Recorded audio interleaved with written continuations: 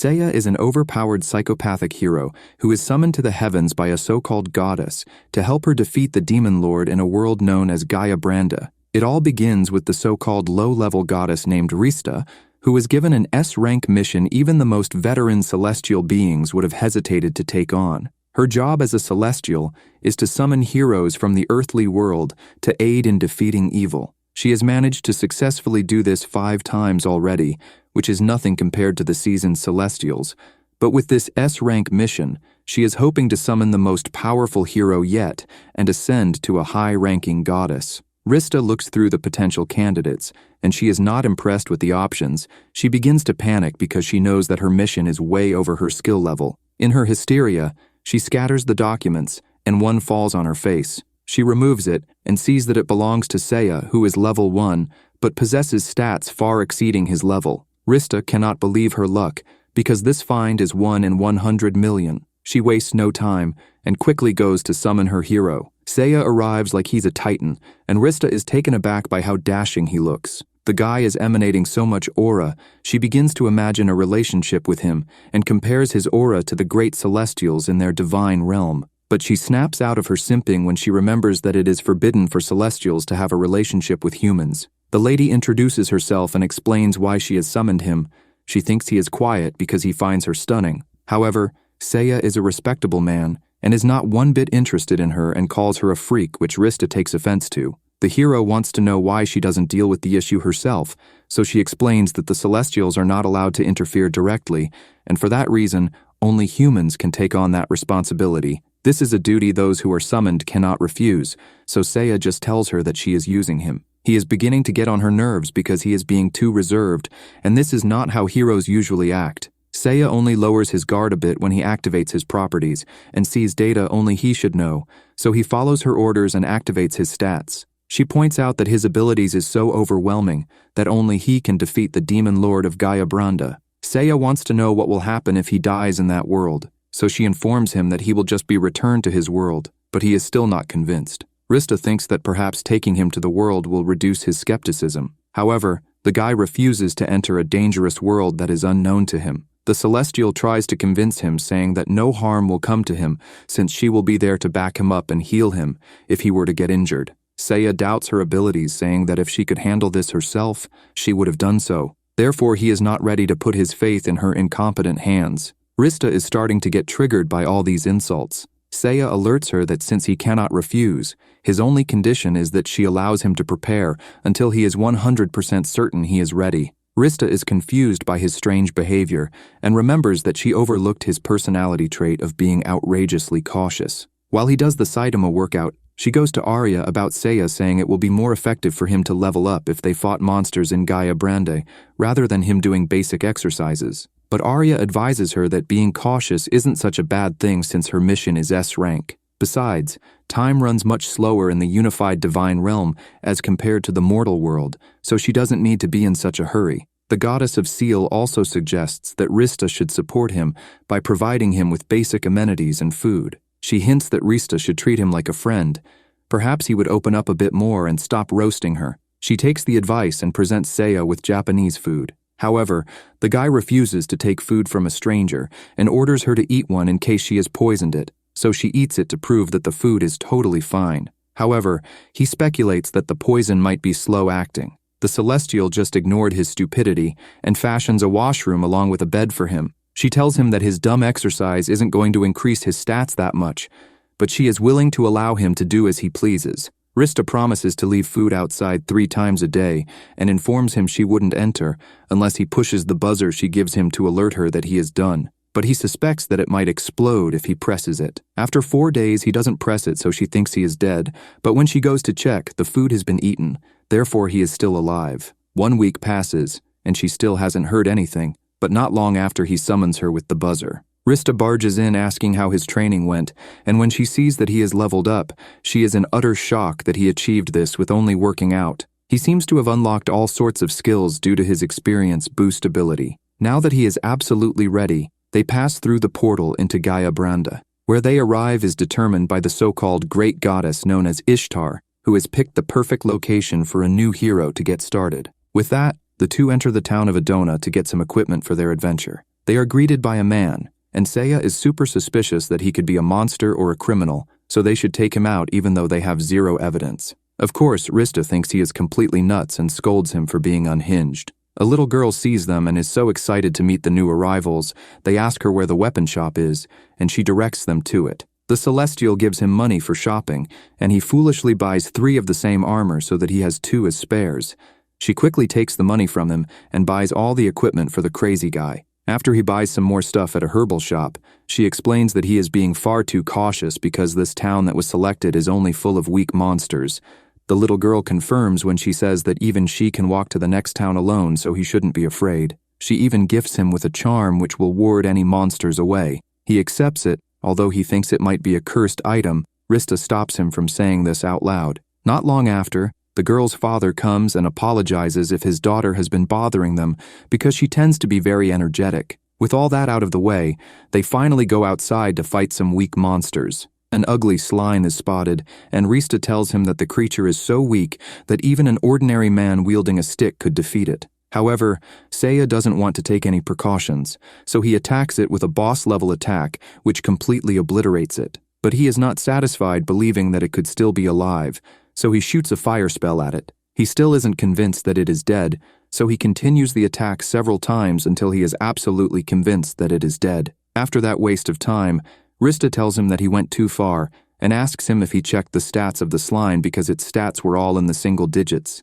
He answers saying that that might be so, but the slime could have been hiding its true abilities. Rista tells him to trust his skills because he is strong, and before she suggests that they move to the next town, a very menacing presence interrupts them. It is one of the 4 heavenly kings of the Demon Lord's army, known as Chaos Machina. She witnessed his formidable skills and is there to defeat the hero before he becomes an issue for the Demon Lord. Rista now understands why this world is S rank, because the theory of starting in a weak city does not work since the Demon Lord already sensed that a hero was summoned, so Machina was deployed to the weak cities to kill him. Now that she sees him before her eyes, she is positive that he must be eliminated because his potential is too great. When they scan her, her level and stats are far too much for them to deal with. Seiya already knows and runs away, leaving Rista behind, but she soon catches up to him and is annoyed that he left her without warning. Machina is so fascinated by his decision and pursues them. Seiya throws all sorts of diversions and tells Rista to quickly teleport them back to the Divine Realm because they stand no chance of defeating Machina. She prepares the spell, but the demon is hot on their tail. Seiya improvises and shoots fire to block Machina, allowing the duo to escape unscathed. They arrive and the Celestial thinks Seiya is being romantic when he touches her face, but the guy throws her off him so fast and tells her to get out because she is disturbing his training. He informs her that he will alert her through the buzzer when he has reached the right level to defeat Machina. A few days pass and Rista cannot wait any longer because she feels like danger is imminent. She therefore uses a crystal which allows her to scan all 3,000 worlds of any possible danger. Machina appears on the ball and orders them to return right away, otherwise she will destroy the town. She promises to unalive 1 resident every 10 minutes and demonstrates by using her sword to separate a man's head from his body. Rista is so shocked by what she has seen that she barges into Seiya's training to tell him that they need to hurry up, otherwise Machina will eliminate the entire town if they don't show up. He is in the middle of doing squats and lets her know that he is not ready yet. He reminds her that there is no need to worry since the flow time is much slower in the Divine Realm. Since the ratio is about 100 to 1, 10 minutes in that world equates to 16 hours where they are. But Rista just cannot wait, especially when she sees that Machina is going to exterminate the father of the girl they met. Seiya stops her from acting rash when she tries to open the portal because he is not ready yet. But she reassures him not to be afraid since his stats are good enough, and she will be there to support him. She also reminds him that if he were to die, he would just return to his world, but if the people of Gaeabrande were to perish, it will be all over for them. Seiya ignores her and the crying girl to carry on with his training. The Celestial calls him a coward and regrets summoning a spineless hero. However, Seiya tells her that he isn't afraid. He just needs to be cautious because if he dies, the whole world of Gaeabrande will be doomed. Therefore, he must be perfectly prepared before facing an enemy. He informs her that he is ready to go, and when she checks his stats, the guy has leveled up like crazy in such a short amount of time. They teleport to the world just in time as Machina was getting ready to body the guy. He launches an attack which she dodges, but it frees the captive. Machina scans Seiya's abilities and is shocked to see that his stats are higher than hers.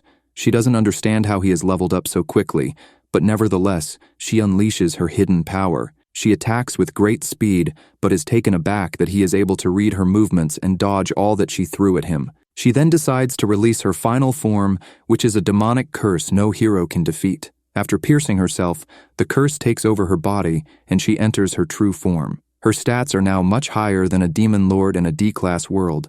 Rista is starting to get worried. Machina jumps in the air while saying a single blow will destroy the hero, but when the dust is cleared after her attack, he stands unharmed, blocking the assault with a single hand. Rista is positive that he should not have been able to withstand that given his current level, so she speculates that he is hiding his true power under fake stats. She scans him, but she keeps getting locked out with the security being harder and harder to break. Rista gives it her all to break it despite Seiya's warning for her not to do so. But after almost breaking her eyes, she finally sees his real stats, and they are 3 times what they were when she scanned them in the divine realm. Looking at how impossible it would be for him to gain so much abilities in such a short time, she believes that he was hiding his stats from the very beginning. It turns out that he could have defeated Machina in their first encounter, but he wanted to be extra cautious. That's why he ran away to train. Rista is now seeing him for the crazy hero that he is, and she is frightened. Machina knows that she is cooked, so she jumps in the air to unleash her most powerful attack, but Seiya catches her by surprise when he flies up and finishes her with a magic sword, which is an upper-tier skill. The explosion clears the skies and destroys the barrier. Rista comments that if it was a regular hero, Machina would have won. However, Seiya is extremely cautious, which somehow plays to his advantage. She runs to give him a hug out of adoration, but he tells her to get off him. She then becomes upset that he hid his skills from her. The hero explains that if she can see his stats, that means the enemy could do the same too, and even if he told her, he is afraid that a monster will capture her and get the information from her brain. The town people soon gather to thank the hero and give him gifts. They invite him to a party which he flat out rejects. Seiya gathers all that is left of Machina into one spot and begins to blast it with his fire magic multiple times to make sure she is dead and has no chance of revival. When they think he is done, he casts the final attack which begins to burn the town. The people start to panic trying to put out the fire, and after Seiya is truly done, the entire surrounding has been burned to a crisp. The mayor begs him to leave, and the people now despise him, so he thinks they are ungrateful. The man with his daughter catch up and give thanks to him for saving their town. He offers money which Seiya unashamedly takes. When he sees that it is not enough, he demands the man give him all he's got, and Rista is not impressed that he has gone from hero to common thief. The girl addresses him as a Mr. Sick Man with a good heart before they say their goodbyes. The Celestial is ready to go to the next town to get better equipment, though Seiya thinks it is a good idea. He believes it will be better they return to the Divine Realm to work out, because the Demon Lord will send stronger opponents once they get news of Machina's defeat. He asks her why she cannot just make him a weapon like she made him a bed, so she explains that the items she makes are forbidden to be taken outside from the Divine Realm, since Celestials are not allowed to help humans extensively. We learn that he kept the charm the girl gave him, even though he believes it to be a curse that draws monsters. He explains that this works to his advantage, but Rista thinks he kept it because it was a gift from the girl. Rista later speaks to Arya about how the hero she summoned just keeps on training despite the fact he beat one of the Demon King's generals. She just wants to quickly conquer Gaeabrande and be a high-ranking Celestial like Arya. Although the veteran has saved 300 worlds with the heroes she summoned, there was one world which was a B rank that she couldn't save. So she suggests to Rista not to aspire to be like her, but be better. Soon after, Seiya comes in and Arya is so taken aback by his looks that she drops the teapot. She goes over and introduces herself as the goddess of the seal. It turns out that the hero has hit a wall with his basic workout, so he came to ask Rista to make him some heavy equipments he can use to train. She does suggest that he level up by fighting monsters, but he thinks it is far too risky. He is confused on what to do because he will hit another wall with equipment training. Arya proposes that he train with one of the Celestials. That way he can level up much more without the risk of death. Since neither of the two ladies can train him, they take Seiya to meet with a Celestial known as Cerseus the Divine Blade. He agrees to train him only because Arya asked, but he attempts to intimidate the hero saying that the training will be very intense.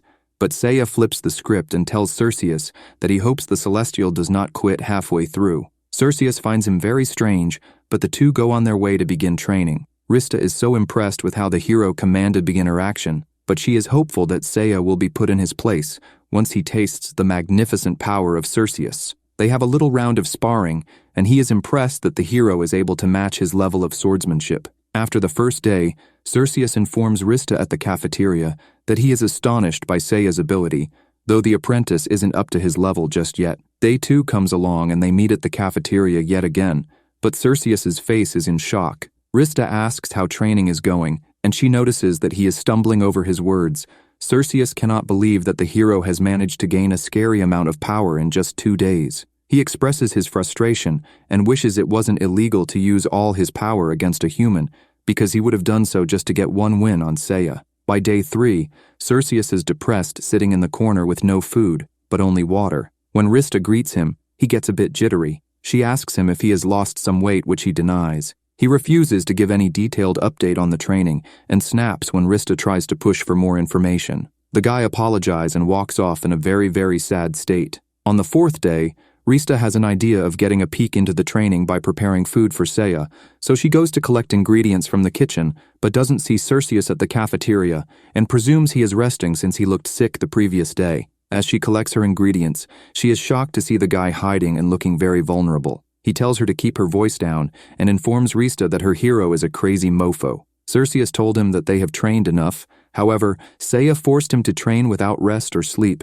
even though he informed the hero that he has become 3 times stronger. But Seiya refused to stop until he becomes 100 times stronger, and now Cerseus is terrified of the hero. As he cries and complains to Rista in his safe place, Seiya appears out of nowhere like Randy Orton's RKO, telling his trainer that break time is over. Cerseus is so afraid to return that he makes up the excuse that he was impersonating a plant and has not yet finished with that. But when Seiya informs him that they must return and carry on without any break, Cerseus breaks down and throws his sword into the sea, saying he never wants to see swords ever again. The hero ignores his crying and drags him while he begs for help from Rista. But before she can help him, she is summoned by a legendary celestial known as Ishtar. At the meeting, Ishtar enlightens her that Cerseus used to be a human swordsman who was reincarnated as a celestial, though he didn't remember his previous life. But because of the crazy demands from Seiya, those weak human feelings are resurfacing, and that is why he seems to be reacting that way. They move on to why Rista was summoned.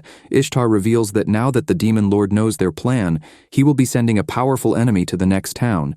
And since Ishtar has the power to get a glimpse into the future, she wants them to go to that town and save it, because there are allies that will prove crucial for the hero. Rista wastes no time and goes to find Seiya. She finds him giving an MMA lesson to Cerseus and cannot believe this is part of their training. She informs him of the danger, and now that he has gotten all he can get from Cerseus, he is perfectly ready for the mission. The duo teleport to the town of Simul and make their way to the church to find their allies. However, a few of the townspeople are escaping due to the zombie apocalypse, so they warn the duo not to enter. We learn that fire and holy water is most effective against them, so they make their way to buy some holy water. Seiya demands 1,000 just to be safe, but Rista says 10 will be enough. They arrive at the church, and the priest says that he has been expecting them. He introduces the hero to the allies who are Mash and Alulu. They are Dragon Kim descendants and will help the hero defeat the demon lord. Before the priest can finish with his introduction, Seiya empties an entire bottle of holy water on his head, and everyone is offended that he would do such a thing. However, the priest starts screaming in pain, revealing that he's an undead who received his power from one of the 4 heavenly kings. His plan was to get them when they least expected it. Turns out that the guy isn't a resident, but only came into the town as a missionary a few days back. The 2 dragonkin confront him, but they are too slow as Seiya has already dealt with the threat without anyone noticing. While the zombie lies on the floor like scattered Lego pieces, he notifies them that an undead army of 10,000 is coming to destroy them all by morning the next day. Now that he has all the information he needs, the hero prepares his famous end of battle madness, so Rista quickly evacuates the nun along with the 2 kids. She does it just in time before Seiya completely destroys the place of worship. The sister faints from the sight of it, and after the 2 dragonkin introduce themselves, Seiya pours the holy water on all of them to make sure they are still themselves. He and Rista evaluate their new allies and their stats seem to be low. Seiya isn't impressed, so he tells them to get lost. Mash gets offended that the hero thinks they are useless. Seiya stands on business and points out that they couldn't even spot that the priest was a zombie, so they will be of no use to him and will only slow him down. Just as Mash is about to fight him, a bunch of soldiers arrive to assess the situation and think that the party are responsible for the trouble. However, the sister regains consciousness, and explains that from what she can remember, it was the undead who destroyed the church. She also tells them about the 10,000 zombies heading towards the town. She points to the Celestial and the hero as their saviors, so the army leader with his McDonald's hairline apologizes for being so rude earlier. He begs for the hero to fight alongside them, but Seiya only agrees to do so if they will pay him and have the agreement of payment in writing. He tells the shocked leader to stay back with the reinforcement and defend the town. He will deal with the 10,000 undead by himself since he doesn't need their charity. Rista tries to argue that having more help in a situation is better, so he should accept the aid from the army and the dragonkin. Seiya tells her that their assistance wouldn't do much against that many enemies, and it will be a waste for them to suffer casualties when he can deal with it using his new special move. He takes flight and informs her to stay back too since he doesn't need her either, but she gets so offended that she asks for the blessing of flight and follows him. However, when he sees her, he picks up the pace, and she is unable to keep up. She gives up, but the hero comes back to collect her. She sees it as some romantic thing, which isn't the case. As she is in her fantasy, he tells her they will be picking up speed, so she should hold on. By the time they arrive at their destination, she looks like she has contracted 6 cases of the bird flu. They look down and see the army, so Seiya becomes Madara for a moment and summons what he calls a meteor strike to destroy the undead in one hit. The Celestial is amazed that he came up with such a move by beating up Cerseus in training. She is excited by this special attack because she believes he can launch it at the demon castle and finish the job off. He complains that he has used too much of his magic after he summoned a second one to make sure that the job is done. But in reality, he only used up a fraction of his magic. When they return to the cabin, Alulu comes in to report that Mash is nowhere to be found after the hero told them he didn't need them. She is worried for him because he would have informed her if he returned to his village. Rista assures her that he is probably fine since the hero eliminated the zombie army. They go into Seiya's room to see if he can help them find Mash, and he has been busy creating a platinum sword synthesizing Rista's hair with a sword. She was okay with him using her hair until he asks for 1,000 strands ripped from the roots. They are interrupted by a woman who brings in a mirror that has been delivered by an unknown person. Seiya is of course cautious, but they unbox it nevertheless. They see that Mash has been captured and is being tortured by Death Magla, who is one of the 4 heavenly kings. He was surprised and vexed that they finished his army so easily, so he decided to kidnap Mash as revenge. The boy is happy the hero was able to defeat the undead army, and he has accepted his death without fear. The hero is impressed with his courage and tells Mash that he will at least allow him to carry his bags. As Death Magla prepares to finish him off, Seiya draws his sword and tells Rista to open a portal to the divine realm. The demon laughs because he doesn't see how the hero can attack him from so far away. However, when Seiya swings, Death Magla's hand goes flying, and he is shocked. Seiya explains that his phantom sword can cut through the fabric of space and time. He quickly enters the other dimension with Rista and explains that they only have 10 seconds until Death Magla stops being confused and eventually eliminate Mash. That little time translates as 15 minutes in the divine realm. Therefore, they need to find a way to get to Mash before time runs out. With that in mind, Rista seeks Ishtar's help. She aids them open a portal where Mash is being held, and as soon as they arrive, Seiya shoots a fire spell which gives Rista the chance to save and heal Mash. While that's going on, Death Magla protects himself with black flames and summons a fire monster he has perfected after numerous experiments. Rista checks the monster's attribute, and its defense is remarkable and immune to all weapon attack, as well as most magic spells except ice magic. Death Magla is so confident that he cannot lose that he explains how to defeat his creature. They will need to change its attributes from fire to ice by disrupting its molecular structure and materializing it. Then after that, hit it with an attack greater than its defense. Seiya puts his sword away and informs his enemy that he has already anticipated all of this, despite him not knowing how to use ice magic. Death Magla activates a type of flame that will never extinguish until the target is dead. So this is basically bootleg Amaterus. Before the monster attacks, Seiya hits it with an oscillatory wave, which changes the monster's molecular structure. Death Magla didn't expect the hero to have any melee skills since he is a swordsman. But since Seiya is very cautious, he trained hand-to-hand in combat in the event he wouldn't be able to use his sword. He blocked the creature's attack with a fist and freezes it, which stuns Death Magla since both ice and fire magic cannot be used by the same person. It turns out that Seiya has a bracelet he synthesized using Rista's hair, along with a bracelet and ice, allowing him to produce ice. He shows them that he has many more that utilizes other elements too. Although he doesn't have an attack stronger than its defense, the ice is weak against fire magic, so he enchants his sword with flames and thrusts it into the monster, which shatters it. They are all amazed that he pulled such a thing off. Now that the monster is defeated, it leaves Death Magla open and vulnerable, so Seiya finishes him off and does his usual over-the-top cleanup. Mash later recovers, and Alulu is so elated to see him alive and well.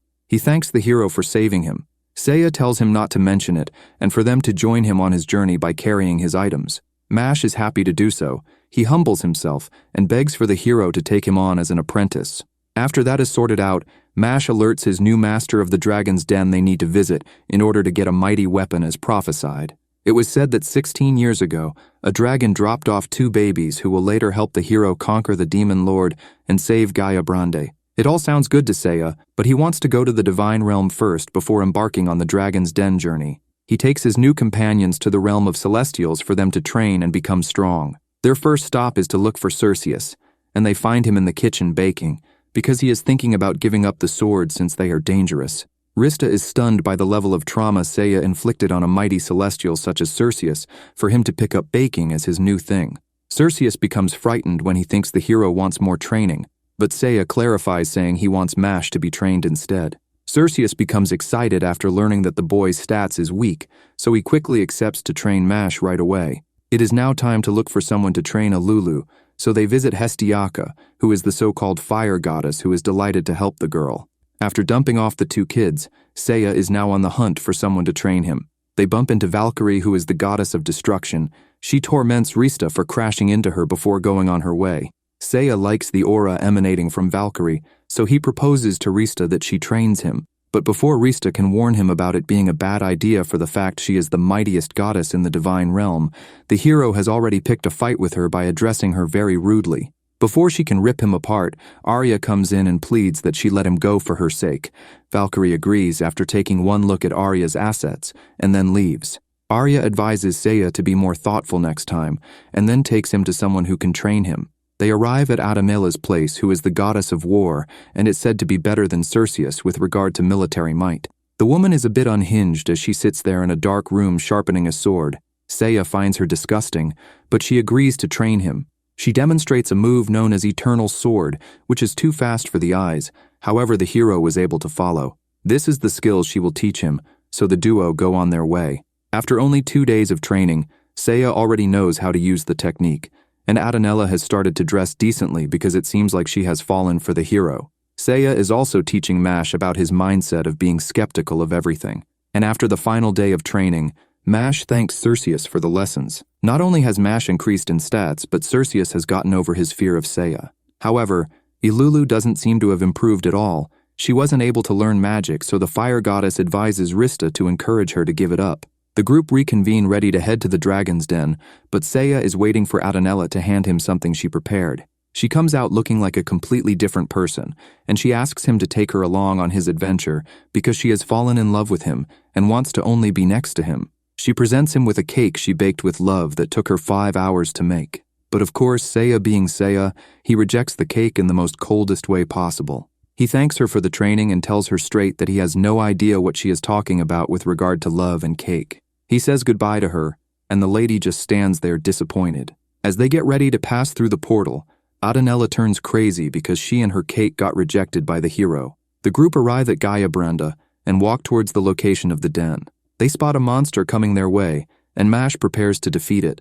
However, it is defeated by Seiya's Phoenix, which automatically detects and attacks threats within a 50-meter radius. Ilulu and Mash aren't given the chance to deal with any more monsters, since the Phoenix eliminates all beasts under level 30. Rista is impressed by his achievement and tries to know his current level, but she fails, and her eyes are attacked by Seiya security. He cautions her never to look again, otherwise he will destroy her eyes and head. After getting some torches from the local store, they find the den through the glowing of Ilulu and Mash's hand.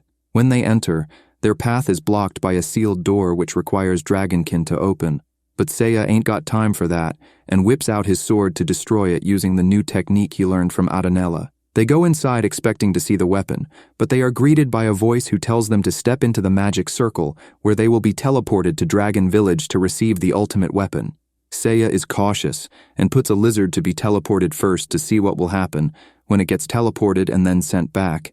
He decides that it is safe, so they step inside and are teleported. They are welcomed by a lizard-looking man who takes them to their leader named Levia. The lizard man explains that the Dragon City can only be accessed by humans through the magic circle, despite it being in the same world. Mash wants to know why he and Alulu look so different to them, so the guy explains that it is because the dragon blood is more prominent in the locals than the human blood. Though the two of them look different, their dragon blood is still dominant, but they are special because of the destiny that awaits them. They are later introduced to Levia, who is the leader and mother of Dragon Village. She introduces herself and tells them about their destiny of helping defeat the Demon Lord. She shows Mash how to transform into a dragon, allowing his abilities to increase by 10 folds, and with persistent training, he will be able to transform into a so-called dragon god. Alulu hears this and is excited to also learn how to transform into a dragon, but Levia informs her that she will not need it because her role is much more important. Her destiny is to transform into the mightiest weapon known as Exacion by offering her life. Alulu's party protests this, but Levia says that there is no other way since the weapon can only materialize when a girl dragon born in human form offers her life. The leader makes it sound like a great honor and expresses how much she envies Alulu for being the one who will strike down the demon lord who is tormenting their world. She tells them that the ceremony will take place later that day. After the meeting is concluded, the group walk through the streets and Mash shows his concern regarding Alulu's faith, and although she is worried and a bit hesitant, she feels like her wish of being useful is finally coming true. While they talk, Seiya has made his way to a vendor and is buying speed seeds that cannot be found in the human world. Each grain increases his movement for 10 minutes, so he buys a whole sack of them. It seems like he doesn't care about the faith of Alulu and thinks what she has to do is obvious, so the girl runs away upset. The time of sacrifice comes, and there is a huge feast to celebrate this special day. As Alulu gets ready, the trio are served with drinks and cookies.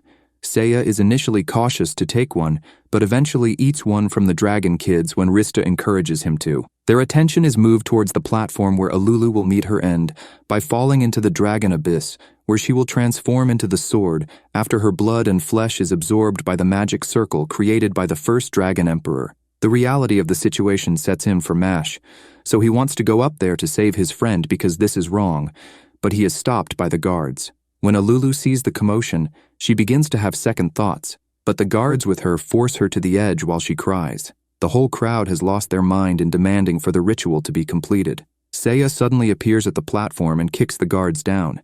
He makes it clear to her that she should have known he was never on board with this, because her being a sword will mean he no longer has a bag carrier. He also believes it is a big risk to turn the girl into a sword when they aren't even sure it will be able to eliminate the demon lord. Rista sees his point and promises Levia that they will find another way of eliminating the demon lord without sacrificing their friend. The leader is not happy by this turn of events and deems them all as traitors to the world. Mash transforms and knocks the two guards away, but before he can go to Alulu's side, he becomes paralyzed. Turns out Levia was cautious, so she had their food laced with whatever was in P. Diddy's baby oil, so even Rista is affected. The leader orders the guards to throw Alulu into the abyss, but they discover that Seiya isn't affected. We learn that the hero pretended to eat the cookies but later vomited it out when no one was looking because he was cautious. He has a rule to only eat food made by Rista, which makes her happy to hear that. Levia decides to take matters into her own hands and transforms into her dragon god form. Her stats are crazy high. She explains that her scales gives her ridiculous health and they are too tough for any ordinary sword to leave a mark. Seiya goes into his bag and removes a weapon known as a dragon killer. He equipped it just in case he had to fight a dragon. He made the weapon using the platinum sword along with Mash and Alulu's hair before completing it with 100 of Rista's hair he plucked while she was sleeping. The fight begins, and he is able to inflict decent damage despite her hard shell. However, during the exchange, Levia managed to put a necklace on Alulu's neck, which will end her life within a specific time. Seiya gives her the chance to remove it from the girl's neck, but Levia refuses, saying he will have to end her if he wants the curse to be lifted. He accepts the consequences and fires an attack at the dragon leader, which reduces her health by half. The crazy dragon encases herself with a hard gold shell, which gives her maximum protection. To counter this, Seiya eats the entire bag of speed seeds and wields 2 dragon killer swords while using the eternal sword technique. His attacks aren't causing any damage at all, but his intention is to slowly push her off the edge of the cliff. Livia doesn't understand why he would go so far for a girl who is so useless being alive, but he alerts her that Alulu is not scum, but she is his precious bag carrier. This makes the girl so happy. It seems as though in that form, the dragon leader is unable to fly, so she informs him that she has lifted the curse just before she is pushed into the abyss. Seiya halts the assault, but Livia lied and rather removed her hard shell, allowing her to fly again. She attacks with a dragon breath, which the hero counters, pushing her off the edge, and when she tries to fly away, she is unable to do so since Seiya damaged her wings before she even activated her ultimate defense. The dragon leader falls into the abyss, and the curse is lifted. Mash's paralysis also wears out, so he runs and hugs his friend. The concerned citizens go to the edge, worried about their leader. They see a red sword suddenly emerging from the hole. Seiya collects it and explains that now that Livia has turned into a sword, all that is left is the blood and flesh of Alulu. He cuts her slightly, which transforms the blade into what the citizens believe to be the sacred sword. The hero tells them that it all turned out well because they got the sword without killing the girl, and although they lost their leader, he reminds them that she said earlier that she would have given her life to save the world. When they return home, Alulu expresses her gratitude for being saved and says she never wanted to die. She tells Mash that the thought of never being able to speak to him again was the hardest part. When the kids go on ahead, Rista points out that the hero lied to the dragon people because the sword is not really Exation. What Seiya actually did was synthesized his platinum sword to deceive the dragons and put their mind at ease. Since Exation is the only sword that can defeat the demon lord, they will need to find a different way without Alulu dying. When they reach the cave opening, the city guards are lined up waiting for them. Elsewhere, two demonic-looking demons are looking forward to defeating the hero. Back at the cave entrance, it is revealed that the Rose Guard Imperial Knights are under the command of Captain Rosalie. A unit came to inform the hero that Rosalie is currently facing the Demon Lord's forces at Olga Fortress. They plead for his assistance. Seiya makes a backhand remark about it always being one problem after another in this world, but Rista's comments give the knights hope that the hero will help. They are amazed to see Seiya hover into the air, because this means he will be able to deal with Beelzebub. He is the demon that leads a horde of giant flies that are currently attacking. After hearing this, Seiya feels like they need to do some reconnaissance. He picks up Mash and orders Rista to give Alulu a lift to the area of interest. Soon, the swarm of flies come into view, and they are so many that they are mistaken for rain clouds. The party land nearby, and Seiya notes that each fly is over level 30, and they are a couple of hundred in number. The overcautious hero feels like they should observe a little longer to gain more information. Beelzebub makes an appearance, and he's a humanoid fly with ridiculous speed. Seiya is more disgusted as to how the demon can talk with a mouth like that. Rosalie orders her men to fire arrows at the monsters, but they easily dodge, and the archers are picked up and dropped to their demise to the amusement of Beelzebub. From the demon's comments, Seiya figures that Beelzebub has not taken the fortress because he wants to lure the hero out. The party later join the defeated knights when the battle is over. Rosalie gets excited to see the hero and the goddess. She gives the order for them to mount another attack immediately to avenge their fallen comrades. Carlo is against this and pleads for them to regroup first. The captain agrees. They are to go back to the fortress to plan an attack as soon as things are finalized. Carol tries to hype up the defenses of the fortress, but Seiya bluntly tells him that Beelzebub and his flies could easily take the stronghold if they wanted. Carol states that the Great War Master would deal with the demon. He is only second to the hero in strength, but he can't leave the capital city. The meeting begins with some advisors letting Rosalie know that she can't be on the front line because she is next in line for the throne. She makes it clear that this is the reason she needs to lead by example. Seiya brings his overcautious vibe into the meeting when he voices the possibility that the enemy could be listening to their plans. Knights are ordered to search the whole property, and nothing is found. But the hero dismisses Rosalie's plan for her and him to lead the charge. Instead, Seiya says that he will need 3 days of training to face Beelzebub. The captain protests this, but Rista tries to explain that it will only be an hour in their time because he will be training in the divine realm. This leads to a huge argument between Seiya and Rosalie. The hero ends up giving her a few slaps to highlight her impulsive plan. He refuses to apologize for hitting her and comments on how underwhelming her stats are compared to what he would expect to see from her father, who is War Master. The hero heads to the divine realm with his party as the captain gets held back as she growls out of anger. Rista reveals that the reason Seiya finds Rosalie annoying is because they are the exact opposite when it comes to dealing with situations. Rista sends the cautious hero to Metis, the goddess of archery, so that he can learn some long-ranged attacks. He is impressed with her ability to fire 7 arrows in such quick succession that it seems simultaneous. The goddess of archery assures him that no human could do such a feat. After seeing her display, he is happy to allow her to train him. She wants to see that he can use a magic bow first. He asks Alulu for instructions, and shows proficiency in it instantly as he hits an apple from distance on his first shot. Metis is impressed and is ready to begin his training. The dragonkin wonder what they are to do while waiting for the hero to level up. Cerseus sees them lingering around and informs Rista about how even more unhinged Adanella has become since Seiya's brutal rejection. She gets worried and goes to talk to Arya. The higher goddess is sure that everything will work out, even though her own efforts to calm Adanella down didn't work. Mash complains about not having anyone to train him. Arya notices that both Mash and Alulu have dormant powers, so she offers to give them training to unlock it since she is the goddess of seals. The dragonkin descendants are ecstatic to hear this. Rista leaves them under Arya's care to go check on Adanella. She gets there, and the reports about her increased madness is true. She lies to the war goddess about Seiya being around. After the visit, Rista rushes to the hero to warn him not to interact with Adanella, but he informs her that it is too late because the war goddess is behind her. Adanella unsheathes her sword, ready to make Seiya pay for the mean comments. However, she suddenly forgives him when he starts to pet her hair. Her love for him rather increases as he rudely dismisses her so that he can continue his training. Metis watches the interaction from the bushes and bites the apple in a suspect way. Rista goes back to Arya to tell her what happened. The higher goddess takes her to the dragonkin descendants who are meditating and asks Mash to show the results of his short training. The lad transforms his arm into a dragon arm. In this mode, his attack power jumps up several levels. Mash is a little disappointed that Rista finds his hand creepy, even though she commends his hard work. Alulu displays her hidden talent when she touches Mash and makes him move in slow motion. The girl is proficient in support magic, specifically using the delay skill which slows down opponents. She can also use haste, which makes her target move faster. Arya gives the dragon duo the opportunity for further training next time they are around.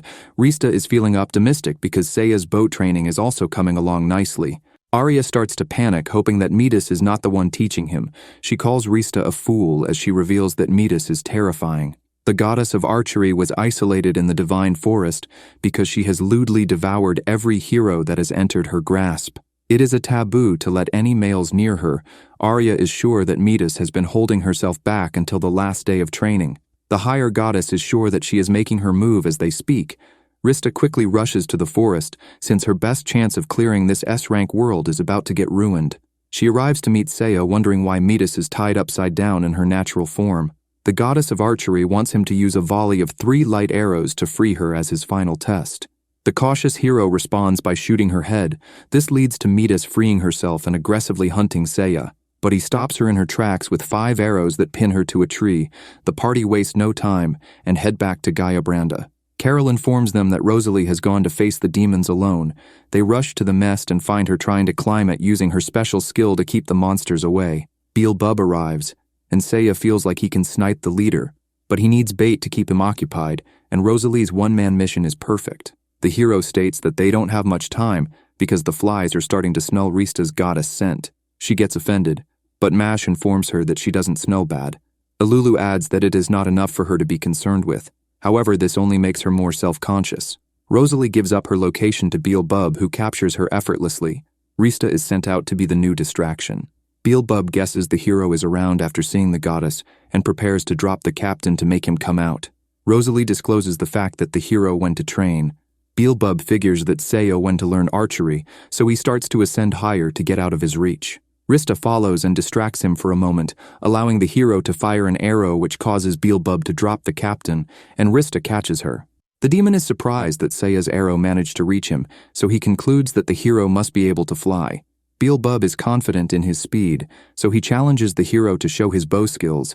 Seiya unleashes 7 arrows to Rista's shock, because this means he's on the same level as the goddess of archery. Beelzebub dodges the attack with ease, but before he can counter, the arrows come back and pierce his stomach. Seiya transformed the arrows into birds, giving it homing effects. He finishes the demon off. Rista is sure that he is the only hero out of all her candidates that can take on this world.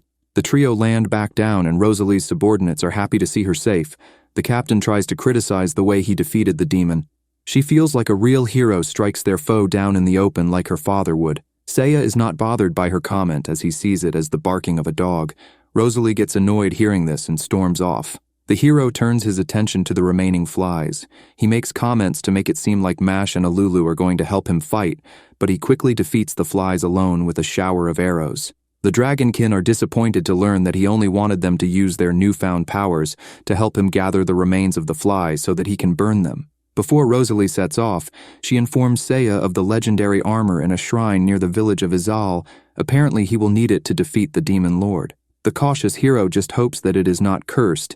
Rista opens a portal so that they can go back to Izal village to get the armor and rest a little. They arrive to find the place destroyed. They rush to the weapon shop to protect a survivor from a monster. The stranger confesses to being the one who summoned it and reveals himself to be Kilkapul, one of the 4 heavenly kings. He lets it be known that he has been watching the hero's actions with his crystal ball, and he finds Seiya to be menacing. He summoned the Adamantoise to eat the legendary armor since it is the only creature that can destroy adamantite, which is the hardest substance in their world.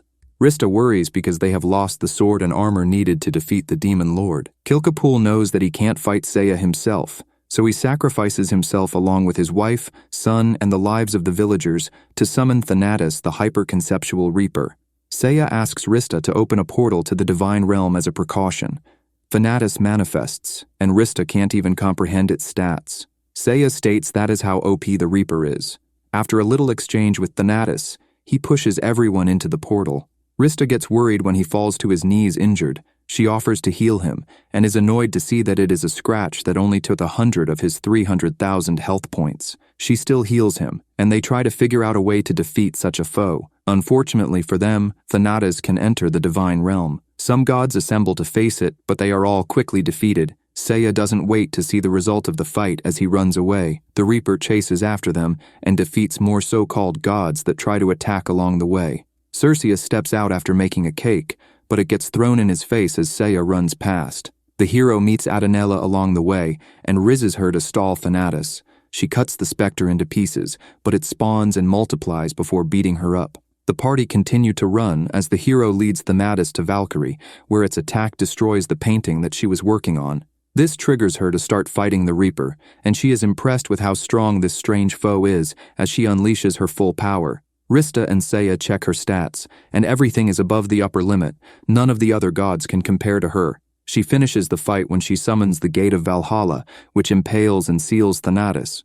It is revealed that the gate transcends the very laws of causality. She starts leaking natural ketchup as a side effect of using the skill.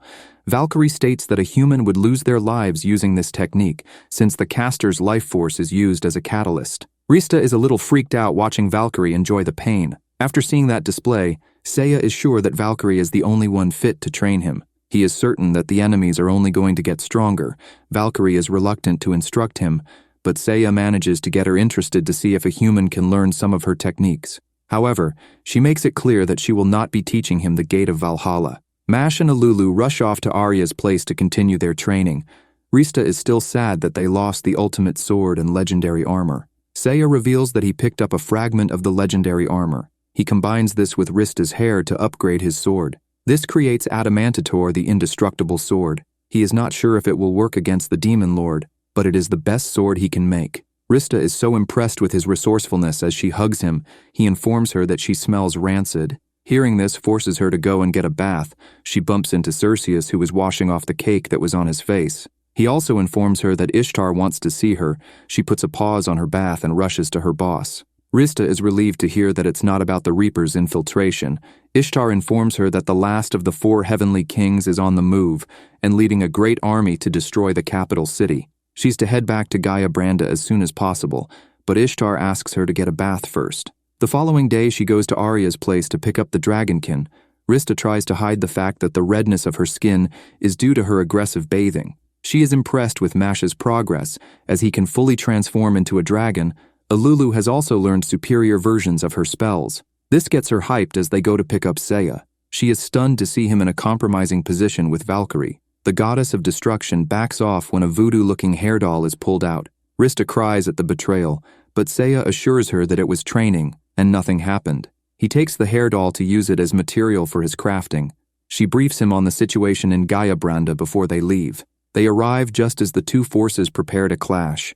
Kaiser, the last heavenly king, steps up, and Rista notes him being only second to Thanatos when it comes to foes they have faced so far. The demon demands the humans send out their mightiest warrior. The War Master steps out and cuts Kaiser with ease. He then wipes out the army with one swing of his sword. They check his stats, and it's monstrous. He greets the hero's party and turns into an infant shortly after, which shocks the newcomers. Rista takes a closer look at his special skills and sees that childishness, being spoiled, and immediate crying are outlined. Seiya now understands why War Master couldn't leave the capital, because he's just a ticking baby bomb. Rosalie rushes to her father's side and comforts him. She turns to the soldiers, ordering them to tend to the injured and finish off any remaining enemies in the area. The captain reveals how War Master's current state is caused by the Demon Lord's curse and promises to give the party more details later when they come to the Imperial Castle. Seiya suggests they look around the city in the meantime. The market is bustling like they were not facing impending doom earlier. The hero is not surprised since War Master dealt with the issues so quickly.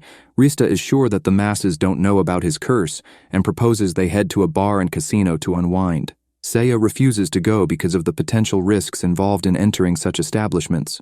The party's attention is grabbed by a vendor selling greater medicinal herbs.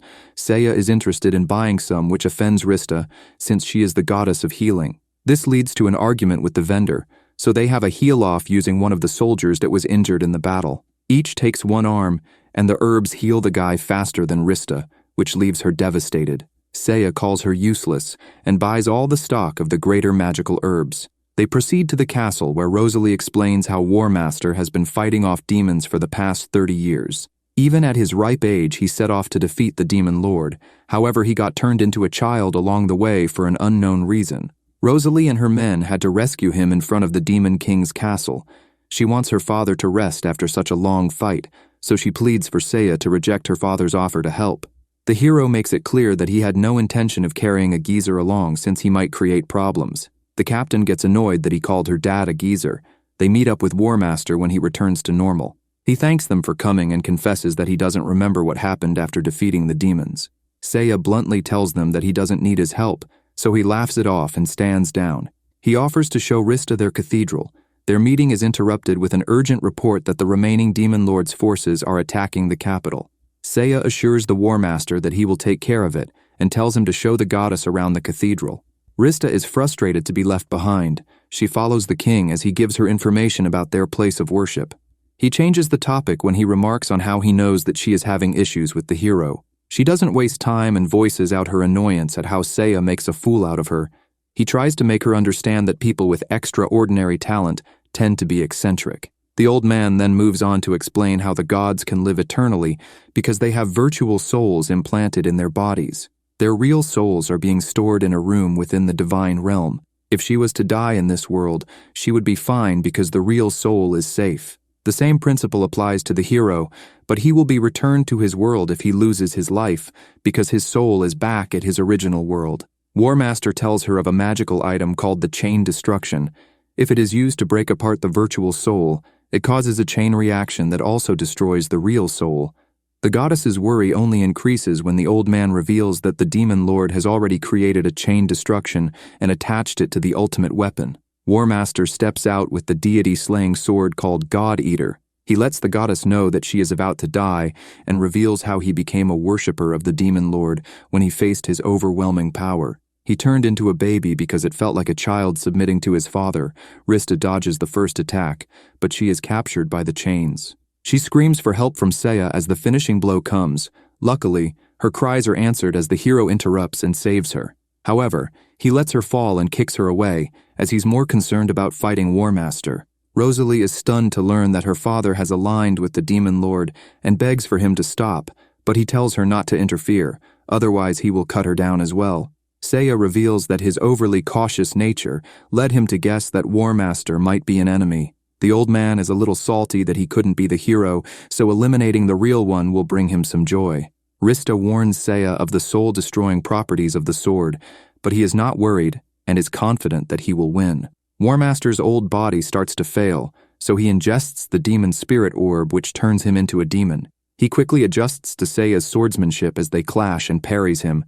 The hero has a Rock Lee moment as he removes a load of weighted rings from his arms. They proceed with an even more intense exchange to the point that the goddess can't follow their movements. Just as it seems like Seiya has the upper hand, War Master gets accustomed to his attack pattern. Rista asks Alulu to cast her quick spell on the hero, but she lets her know that she did that before the fight started. The others get worried and prepare to interfere, but Seiya orders them to stay back. He squares up with War Master for the final exchange. The hero's arm gets removed. The old man goes in for the finishing blow and is stunned that Seiya can defend himself. The hero alerts War Master that he too has lost his hand as it cuts off.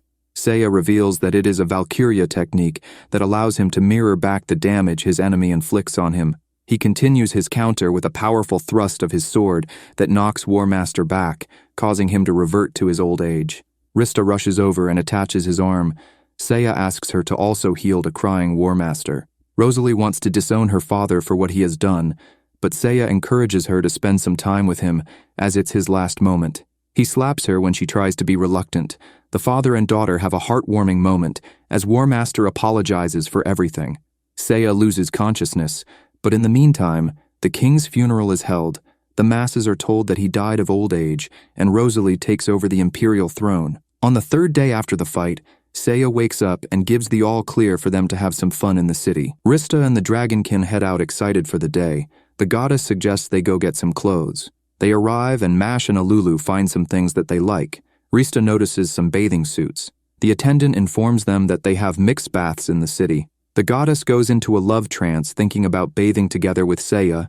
She asks the dragon folks to pick some since they will be going to the hot springs. The shop attendant gets offended after overhearing Rista complaining about the styles available. She shows the goddess some swimsuit which she buys in hopes that Seiya will wear the male ones she purchased. They then proceed to buy some items and food to eat at the castle. However, they arrive at their quarters to find it empty.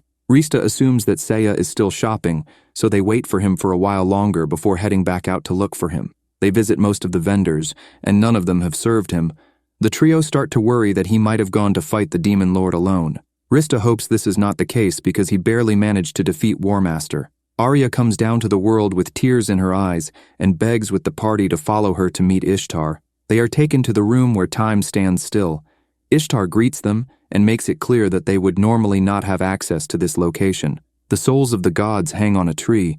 Ishtar drops the bombshell that Seiya went to fight the demon lord alone. They are surprised to hear the top goddess revealed that the hero always put the safety of his friends first. She outlines all his actions so far and how it was to make sure that everyone survived. The reason why he didn't do any further training was because he had already maxed out all his stats. He used his extreme fake-out skill to hide this from Rista. Ishtar shows her his stats and adds that he has been maxed out since he fought in the dragon village. This is why he tried to learn other special skills like the Shining Arrow and the Valkyrias. He went to fight the demon lord alone because he was worried that his power couldn't keep them safe.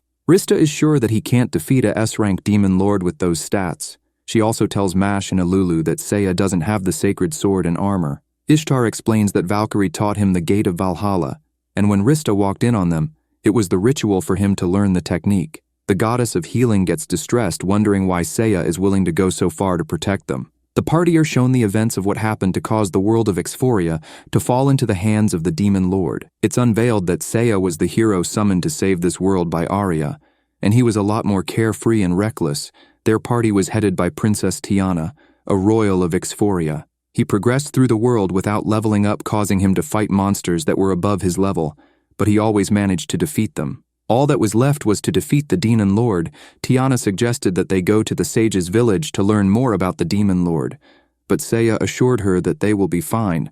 The party went to face the main villain, and Seiya managed to defeat the demon lord, but they used up all their energy during the fight. Before they could celebrate, the demon lord revived himself by eating one of their party members as they watched in horror. He then quickly grabbed Arya and revealed that he had 2 lives before devouring the goddess. Tiana was not able to restore Seiya's stamina since her magic had finished. Seiya now saw the importance of them preparing themselves in full. He told Tiana to run, but the demon lord grabbed her too. The devil could sense that the princess was pregnant with Seiya's child, but still ate them as the hero begged. Ishtar ends the viewing as Aira blames herself as Rista also cries. It is disclosed that Aira wished for Tiana to become a goddess, which was granted because of her good deeds. Ishtar doesn't see it as a coincidence that she chose Seiya to help her save Gaeabrande and sees it as fate which drew them back together. The regret from that loss was etched deep into his soul. That is why he said the word properties when he was first summoned, because he figured that he was summoned before, and it ended in failure. Rista is determined to go and help Seiya, but Arya doesn't want to lose her again. But she is determined to go. Ishtar opens the portal to the Demon Lord's castle for her, and the dragonkin also want to follow and help, so they jump in together. Rista feels the power of the chain destruction as soon as they arrive at the heart of the Demon Lord's castle. The trio rush to Seiya's side as soon as they hear him clashing with the Demon Lord. He pauses for a moment and summons the gates of Valhalla. It pierces and traps the Demon Lord as he screams, but he transforms and punches the gate open, hoping to escape. Seiya expected this and tries to knock the Demon Lord back in with a barrage of slices, but his sword doesn't work since it's not the holy sword Ixacion.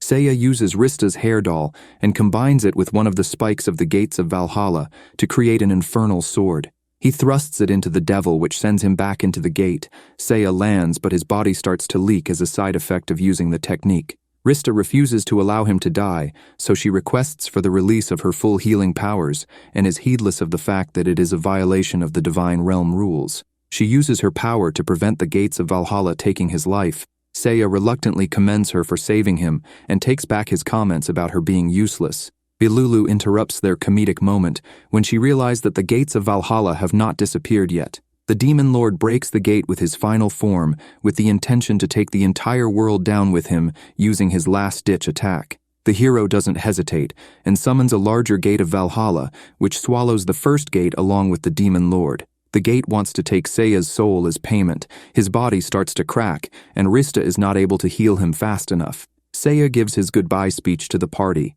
and asks Mash and Alulu to work together to keep the world safe, since they will be the strongest after he is gone. He hugs Rista and commends her on a good job before expressing his joy that he was able to save her this time around. He disintegrates, which makes everyone sad. The world is saved, and the land is finally at peace. Rista bids everyone farewell, as she is given an official send-off by Rosalie and the soldiers. She starts to miss Seiya as soon as she arrives back home and falls into depression. Ira later enters her room to inform her that she is being summoned by Ishtar for her hearing regarding her violation. The other gods try to cheer her up before she enters. Despite saving an S-rank world, she is still punished. Rista is tasked with saving the SS difficulty level world Exphoria, with her divine powers of healing locked away. If she is unable to do it, her status as a goddess will be revoked. Ira gets worried because a demon lord that has defeated a hero obtains tremendous power, and the world is turned into a demonic realm. Ishtar rejects Aer's attempt to join Rista, but the boss reveals that the second gate of Valhalla swallowed the chain destruction. This means that Seiya was returned to his world after his demise. Ishtar makes an exception and allows her to summon Seiya as her hero. Rista cries tears of joy because she gets to see her love. She is also determined to make good use of her second chance to save her previous world. That brings the series to an end.